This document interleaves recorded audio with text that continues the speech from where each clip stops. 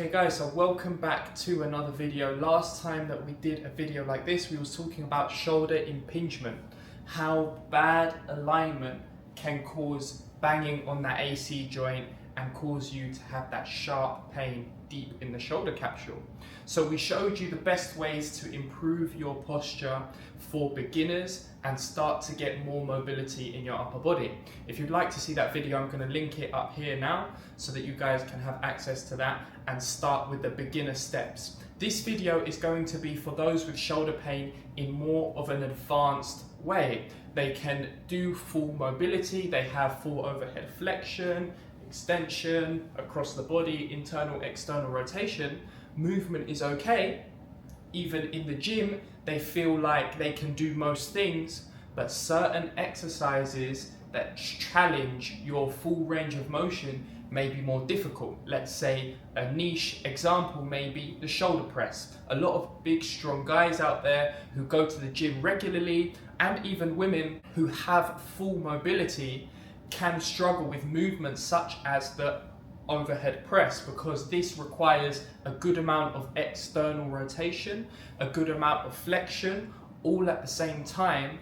And these movements can be very demanding if not knowing how to train effectively to keep every single structure around the shoulder solid and able to exert power at every depth of the range. I'm just about to go through an upper body workout of my own, so what better time to show you guys exactly what I do for my shoulder to keep everything mobile, moving in full range of motion and power at every single angle. Okay, so what I commonly see in clinic is many people coming in and asking me for stretches and what are the best stretches to do, and I get a lot of messages online saying to drop my mobility routine.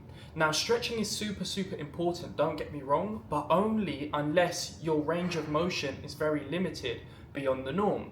So stretching, actually what it does, it makes your muscles weaker if you're not using that new space that you have created to facilitate strength with it. So what I'm going to do is I'm going to show you a couple of mobility range of motion tests, and if you fail any of these, then that's when I want you to focus primarily on stretching. If you pass all of them, then great, we have passed level 1 and we can go into our gym exercises, our advanced gym exercises that I'm going to show with you shortly. So first thing that we want to do is one arm up and bringing our arm directly back over to our head, and we should be dropping to 180 degrees ideally, but if not, if we have some tightness through the lats and through the serratus anterior, we may only be getting to around 170, which is not so bad. I would want you to have at least a couple of inches away from the floor maximum. Any more than a couple of inches off of the floor, then we definitely need to be doing a lot of mobility for the lat muscles. Number 2 is for the rotator cuff, internal versus external rotation. So on external rotation, I want you to bring the elbow up to 90 degrees, externally rotate, and you should technically be able to bring the hand here to 90 degrees without any issues whatsoever. Remember, if you can't do any of these, then we need to work on mobility. Internal rotation is slightly different. This is okay for it to be, but coming below 90 degrees, anywhere past 60 degrees, anywhere around here for internal rotation would be good, and that is absolutely fine. Last but not least is your shoulder extension. And the way that I like to train this, I'm going to show you my favorite stretch for it in the meantime as well, why not? Is I want you to bring your arm out to one side, keep the shoulder on the floor, yeah, press into the ground with the other hand, and you're going to rotate to at least 45 or even further to really test out the mobility through the front of your shoulder. So it's 0 degrees, here's 45, yeah, here's 90. Right, so here are your very basic shoulder movements. If you struggled with absolutely any of these, then we do need to focus on mobility, which I will do a full in-depth video on another day. But today what we're going to do is focus on strength. So hopefully you passed all the tests and we can go into the workout and dig deep into the movements that you should be doing to support your shoulder. Okay guys, so we just arrived at the hotel gym and we're going to put you through our paces today. I'm going to show you something like some baby food and how I train in full range of motion so that you guys can be pain-free in your shoulder. So what I'm going to do with you now is called the scapular pull-up. I always warm up my sessions with a quick dead hang through its range of motion, contracting the muscles around that scapula for the stability. What I'll do is I'll start on a wider stance here in the widest possible grip, and just feel my body sinking into the movement. I'll contract, not bringing my hands into a pull-up, just contracting the upper back muscles.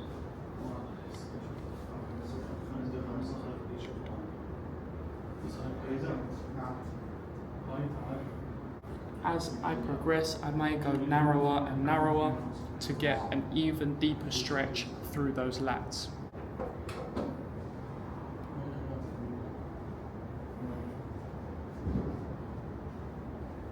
So next, onto a chest-focused movement. I'll do this to isolate the chest and the front delts, get them into their full range of motion with the pec deck. So what I'll do is I'll adjust this almost like a rear delt fly, so that we can get a full range of motion. You can see here, my arm is beyond 180. So 180 would be here. Most people just do the pec deck from here to here, but no, we want to go much further, opening up the chest and the shoulders. Then you can see here my arms are well behind my body, meaning that my chest is in full range of motion. Deep breath in, and breathing out, squeezing the chest at the end. I'm feeling an excellent stretch through the front delts, through the chest, through the bicep even, and then we contract on the way in. Of course, I have to do this with a lightweight. I'm only using 30 kg for the minute, and if I was focusing this session more towards building muscle rather than functionality, I would do the DR Sport set, which is essentially where the first half of the exercise set is heavy weight in that reduced range of motion all the way up here. So I'll go super heavy, maybe 80 kg, and just from here to here, work that range. And then the next part of the set, I'll increase my mobility in the exercise and drop it down by just over half or around half. And then get the full stretch through the mobility exercise as I just showed you. So next exercise that I've got for you guys is for the back. We're talking rhomboids, we're talking lats, we're talking all those muscles that support the scapula. This is the best way to work them in a full range of motion. So what I've got is a cable attachment over here. We'll have this around stomach height, and I'll have the bench, or if you've got this back row extension machine that you can just rest your hips on, then that would be perfect. The leg that's down is the arm that we're going to be pulling with. So what I'll need is to grab onto the attachment, which will be single-handed, and you can see I'm already in a stretch here. I can already feel a stretch through my lats, through my rhomboids, and it feels quite nice already. Make sure that if you're going to do this exercise, you're not feeling anything in the lower back, because this is a slight red flag. So then we're pulling this off, and what we're doing here is trying to keep our torso straight and upright through tense in the core, but allowing the scapula to come away from my back. So this is scapula retracted, this is scapula protracted. From here, we turn into it ever so slightly, small movement, and row.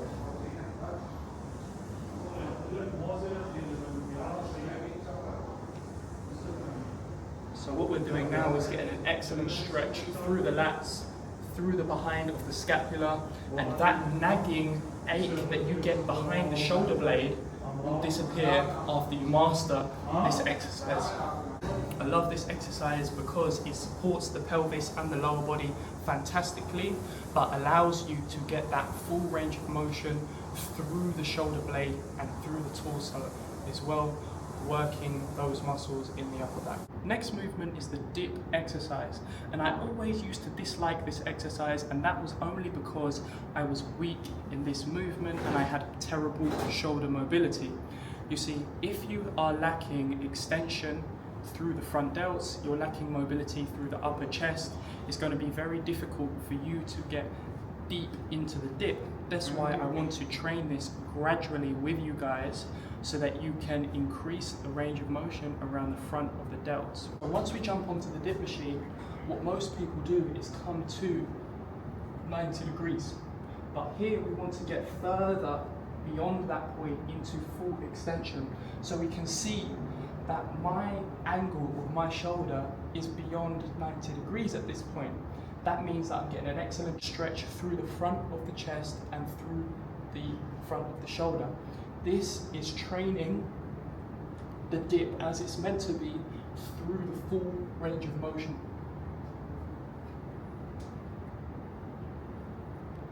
So guys, if you're struggling with this movement, what I suggest is putting a band underneath this and resting your knees onto it, or just sticking to the dip machine that supports the knees so that you can have that extra support. Sometimes the body is not overly restricted, but your nervous system won't allow you to get as deep as you would like because it is guarding the shoulder. It thinks something's bad's going to happen. So if you can't get this depth within the first couple of attempts, don't worry, it takes some time. Focus on mobility, try your regressions, and you will get there. So next movement that I've got for you guys is for the rotator cuff strength. This is excellent because it's going to take your rotator cuff through the full range of motion, whilst also allowing you to easily progressively overload. Here I've got 7.5 kg because you should be able to do 10% of your body weight for reps. We're talking 15, 20 reps. But actually, fun fact is that Olympic weightlifters, some of them do half of their body weight in kilos during this exercise. So what I want you to do is have one leg up onto the bench. Ideally you have something supporting your back, maybe like the Smith machine. And from here, we are going to put the elbow on the inside of the knee. We'll start with the dumbbell up here, and this is the end part of the movement. We're then going to rotate all the way in and take it all the way out. All the way in, internal rotation. We can pause in the middle here, that makes it slightly more difficult. Internal rotation all the way, and then all the way through into external. So I can literally feel my rotator cuff on fire. I'm going to turn around so you can see what muscle is actually working.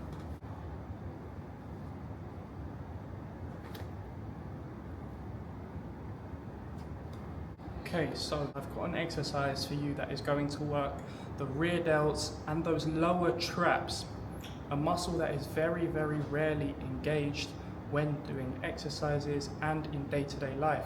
Most people are in bad alignment, meaning their shoulders are rolled forward, meaning the traps are in a lengthened position. This is super important for those of you who want to protect their shoulder health and improve their mobility, because it is going to strengthen the muscles that pull your scapulas back and down. What we want to do here is have our knees on an inclined bench and the chest resting on the top. From here, we're going to keep a neutral spine, meaning our head is not going to be forward and it's not going to be back. It's going to be completely in line with our body. From here, we're going to hang our arms down, thumbs up, and reaching up overhead. Most of you should be able to hold something like this for around 30 seconds, keeping the elbows in line with the ears. And then eventually, once you can hold that 30-second mark, what you'll do is the same movement, but with weights and repping down and up. That is going to strengthen up the rear muscles, especially the lower traps, solidifying the midsection of your back. So we have pretty much taken you through a full upper body workout, but we're missing two key factors. That is a movement for the triceps and a movement for the biceps. See, both of these muscles have tendons that connect up into the shoulder meaning that if we are not training these areas correctly and in full range of motion, it can refer pain up the arm into the shoulder. I see so many people come in claiming to have shoulder pain, but actually the root cause is tight biceps, underactive triceps, or vice versa. My favorite bicep exercise is the incline bicep curl, and this is because traditionally training the bicep in this range of motion, where we're just going from point A down the side to point B 90 degrees, is only training a very, very small range of motion. So what we can do with the incline curl is lean back, meaning we are getting a full shoulder extension, as you can see, and we are curling all the way up here.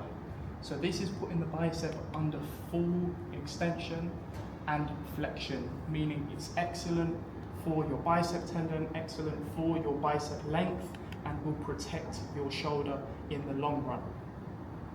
Okay, last but not least, we have got a movement for your triceps. If your triceps get overly tight, a lot of people don't know this, but it's going to limit the amount of overhead flexion that you have in your shoulder and in your arm. So what we want to do is set up a bench like this, because this is the most stable way to do so. The setup is quite difficult, but as soon as you get your hand around it and your mind around it, it's very easy to get the hang of. The weight is very light, so it should not be any bother. From here, we are getting the elbows and the arms into full extension without trying to round our back. We'll keep our arms forward and our torso down, and from here, pushing directly up.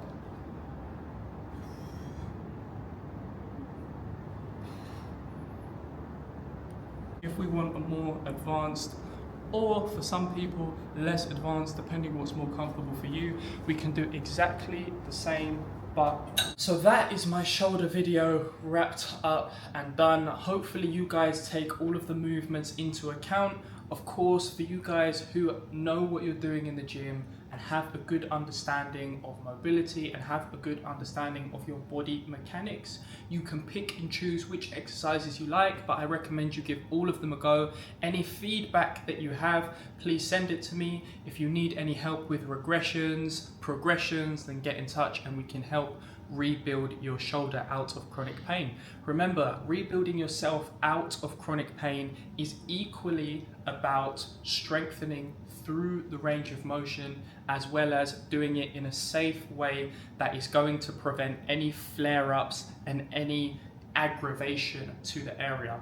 Remember, we want to prevent any inflammation, we want to prevent any acute pain, because if you're not careful, this can take you 10 steps back. Guys, like, subscribe, and we'll see you in the next one.